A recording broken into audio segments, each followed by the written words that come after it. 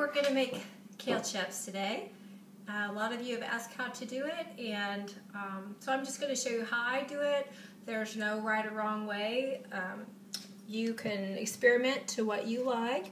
I have a bowl already started with my kale, and I just de-stem the kale leaves. This is the curly kale. It's my favorite, but I also like the dinosaur kale too.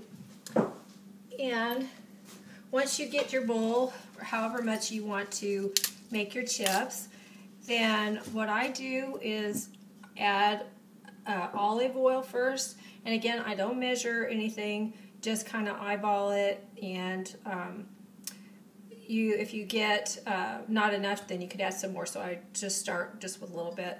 And I just pour a little bit on there. That should be enough. And then I also use Bragg's liquid aminos. You can get it in the grocery store.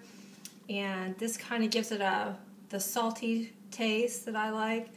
And Bragg's is non-genetically modified, so I really like that. And like I said, I'm just kind of eyeballing it.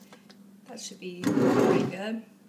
And the last thing that I put on it is nutritional yeast, and I get this at Whole Foods in the bulk section. It looks like these little yellow flakes. It's a deactivated yeast that's been culturized, and it tastes like cheese to me. And since I'm mostly vegan, I don't eat cheese anymore, but this kind of gives it a flavor of that. So I just take a big scoop of that and put it in. Well, I'm going to do it a little bit more. Okay, then the fun starts. Just get in and start massaging the leaves and get them all coated with the olive oil. And I can already tell I need more olive oil. So I'll add a little bit more. And just get it all mixed up in there. The leaves will start getting really shiny, and you could tell when they've been coated. Pretty easy.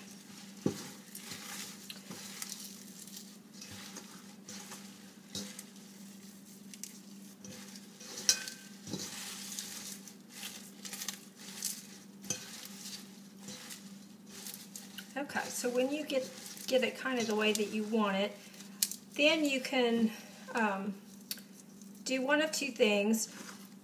I used to put these in the oven, just put them on a cookie sheet and just roast them in the oven for a little while, and just watch them really carefully because they do burn quickly.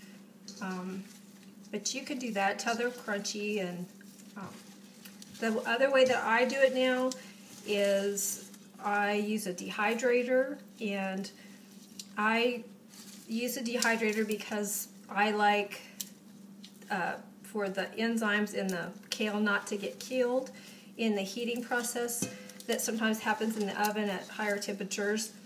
And so I purchased the dehydrator, and so it keeps it, it dries it out without killing the enzymes. So that's what I do, and I just have a dehydrator trays, and I just lay it on my dehydrator tray, and